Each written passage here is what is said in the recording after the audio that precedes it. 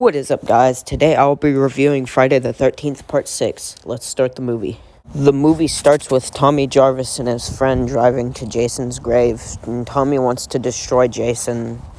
And then once they get there, Tommy's friend wants to get out of there because he doesn't want to mess with Jason. And then once they dig up Jason, Tommy then frickin' just stabs Jason with a fence pole. And then Tommy and his friend try to go get gasoline, and then it revives Jason when lightning hits it. And then Jason tries to pull Tommy into his grave, and then Tommy goes over to light Jason with gasoline. Then it starts raining. And then Tommy's friend hits Jason in the back of the head with a shovel, and then Jason punches the guy's heart out, and then Tommy leaves. Then Jason puts his mask back on and takes that fence pole as a weapon because he needs a weapon. Then Tommy goes to the police station and he meets Sheriff Garris, and he tells him he revived Jason, but he doesn't believe him because Tommy Jarvis's past of being in mental institutions, and then they just put him in jail. And then the movie cuts to a scene where two people are driving. The girl is the director's wife, Nancy McLaughlin, and then the guy to the left, I'll only remember him as the bad guy in Ghost, but they're trying to drive to the camp, and then Jason gets them, and then there was a stunt that went wrong where he almost nearly hit the person, or Nancy McLaughlin, with the weapon, and then Jason takes her down after she tries to give him money. And then the next day, 4 counselors are at the sheriff's office because one of the counselors, Megan, is the daughter of Sheriff Garris, and then we also have Paula, Court, and Sissy. And then Tommy intervenes about the murders of the last night with the 2 people that were in the car, and then Tommy assumes that Jason did it, but Sheriff Garris doesn't believe him about that, and then they just leave. And then the next day, there's a guy named Martin the Gravedigger, and he's burying Jason's grave because it was open. And then once they get back to the camp, Megan tells the other counselors that Tommy might be right about Jason, and then kids show up. And oh yeah, there's also a scene with paintballers. One's mad because he got eliminated by a girl, and then he's chopping trees with a machete, and then Jason grabs him and then grabs his arm, and then he throws him into the tree with a smiley face. And then there's more paintballers. Then they get decapitated by Jason, and then one guy shoots Jason with a paintball. And then Tommy is trying to prove to Sheriff Garris that Jason actually did get digged up, and then it looks like Jason didn't actually come out of the grave because it's actually buried. And then Sheriff Garris kicks Tommy out of Forest Green, the camp.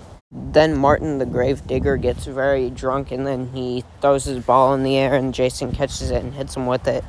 And then there's also a part where these 2 people are proposing, and then Jason hits him with his machete while they're on their cycle. And then 2 of the camp counselors, Paula and Sissy, are playing a card game called Camp Blood, and then they hear a counselor scream, and then they go see what happened.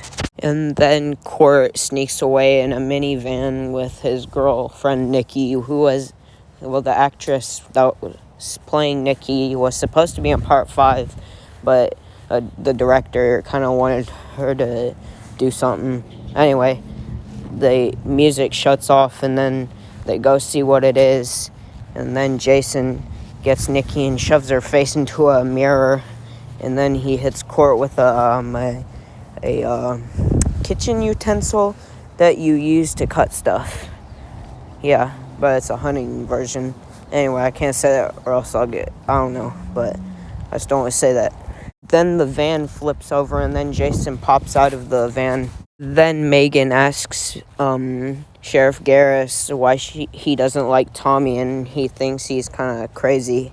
And then Sheriff Garris leaves, and then Tommy calls Megan, and he tells her that he has a plan to stop Jason. And then Sheriff Garris and his deputy find the paintballers, And then Sissy pours soda on someone thinking that it's Court, but it actually turns out it's Jason. Then he pulls her out of the cabin and then frickin' rips her head. And then the girl that was screaming earlier sees Jason with Sissy's body. And then Megan picks up Tommy, and then the police cars surround them. And then he has to look down at her crotch area. And then they finally get surrounded by Megan's dad, and he points a pow-pow at her face for some reason. And then Megan tries to convince her dad that Tommy is not the killer because she asks him what time they found the bodies, and she says like 8:39, and then she says Tommy was with her that whole time, and then they put Tommy back in jail. And then Paula tells Nancy it's okay after she takes a walk. And then Paula goes back to her cabin thinking she's getting pranked by her friends, but in reality it turns out Jason he freaking repaints this whole entire cabin with this woman. Anyway, Megan decides to do a plan to get Tommy out of the jail cell. Then the deputy finds them doing their plan, and then he tries to attack Tommy, and then Megan steals his pow-pow. Then Tommy uses his catchphrase against him. And then they put him in the jail cell that Tommy was in. And then Jason goes into the cabin that Nancy is in, and then Nancy thinks he's trying to unalive her, but really turns out that Jason's trying to hear what he's saying, because, he doesn't hurt kids, unlike Michael Myers and Freddy Krueger. I'm sorry about that, but I had to get that out of the way. And then one of the cops sees Jason, and then Jason throws a freaking knife at him. And then Nancy runs into another cop, then that cop pow-pows Jason, but Jason doesn't get affected by that, so he just crushes the dude's head. Then Sheriff Garris and Jason come face to face, and then Jason gets hit with his pow-pow. And then when he runs out of bullets in that gun, he just pow-pows Jason in the face. And then he hits Jason with a rock. And then Sheriff Garris gets freaking split in half by Jason like a Kit Kat. And then Jason busts into the cabin where the kids are at. Then Tommy tells Megan to go back to the kids.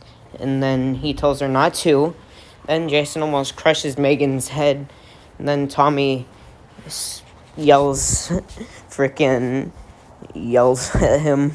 And then Tommy lights the lake on fire, and then Jason and Tommy go underwater after Jason's lit on fire, and they tries to strangle Tommy. And then Megan goes underwater and tries to stop Jason from taking Tommy's life, and then Jason grabs a hold of Megan, and then Megan hits a boat propeller at Jason. Then she saves Tommy by doing CPR, and then happy ending, I think. Jason's left at the lake, at the bottom of the lake, and then his eye opens, proving that Jason can't die. And that was my Friday the 13th Part 6 review. Hope you liked it. If you liked this video, comment, like, subscribe, and I'll see you in the next one. Peace!